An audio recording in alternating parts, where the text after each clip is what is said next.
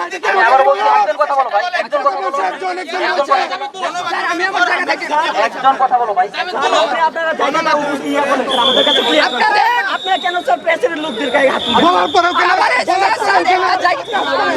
আমি বলি sir camera দিয়ে কিন্তু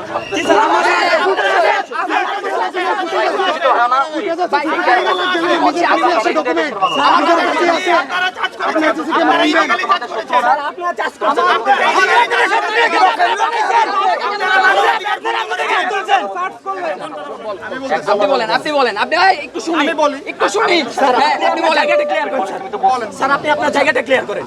তোমরা কেউ কি আমাদের শত্রু? না স্যার, আমরা শত্রু না, আপনারা শত্রু না। শত্রু কেউই না, আমরা সবাই দেশে বাস করি। তোমার কোনো ভাই হয়তো পুলিশে আছে, আমার কোনো ভাই ইউনিভার্সিটি ছাত্র, আমরা নিজেরও কিন্তু ছাত্রত্ব শেষ করে এখানে আসছি। তোমরা সময় সব জায়গায় যাবা। বিষয়টা হচ্ছে কি, তোমরা আমরা কেউ কারো প্রতিপক্ষ না। ফ্যাক্ট হচ্ছে যেটা, তুমি যদি ধরো আনলফুলি রাস্তাঘাট বা এমন কোনো গুরুত্বপূর্ণ জায়গায় যেটা ব্লক দিচ্ছ বা যেটা মানুষের জনহয়রানি করছে, এই জায়গাগুলো কিন্তু আমাদেরকে সরকারি কর্মকর্তা হিসেবে কিন্তু এটা আমাদের কর্তব্য যে এই জায়গাটা ক্লিন রাখা, স্মুথ রাখা, যাতে জনহয়রানি না হয়।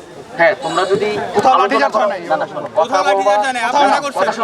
বলবা, এটা আলোচনা হতে পারে, কথা বলছো কিনা, ধাক্কা দিচ্ছ। তো আমাদের তো এখানে তুমি যখন সরকারি কোনো কর্মকর্তা কর্মচারীকে বাধা দিবে,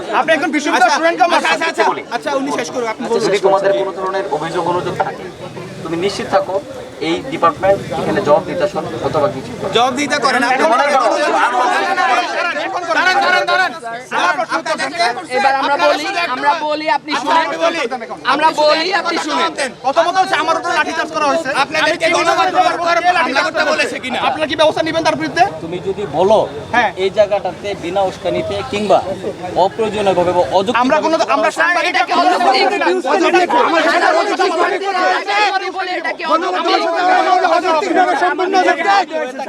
যদি হয়ে থাকে আমি প্রমাণ দেখাতে পারবো। অভিযোগ আমরা ব্যবস্থা নেব।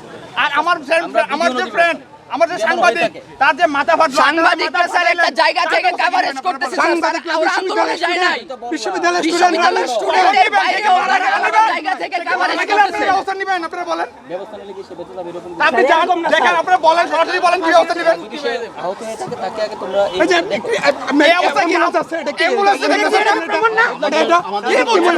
এটা কি না না স্যার,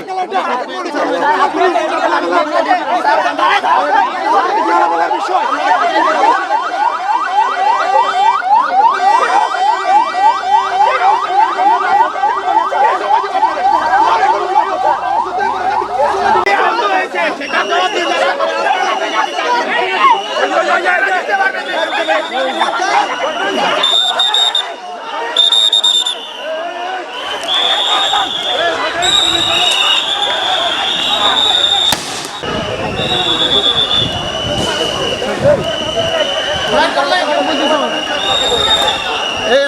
আপনি কই যান?